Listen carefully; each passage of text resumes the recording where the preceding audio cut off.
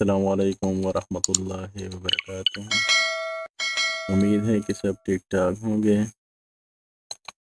آج میں آپ لوگوں کو بتاتا ہوں کہ M S Word Microsoft Word میں ٹیبل کس طرح بناتا ہے۔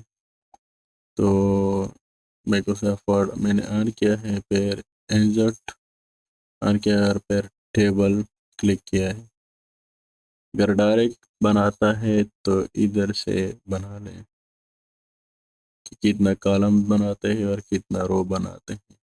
ادھر میں 2 کالم بناتا ہوں، تو اس طرح سلیکٹ کرتا ہوں، پھر اس طرح جتنا بڑا ٹیبل بناتا ہے تو اس طرح۔ اگر اس طرح نہیں بناتا ہے تو ادھر انسرٹ ٹیبل اور پھر ادھر میں 10 کالمز بناتا ہوں اور 20 رو بناتا ہوں۔ اس طرح ٹیبل میں بناتا ہوں، تو اوکے کلک کر کے یہ ٹیبل بن گیا۔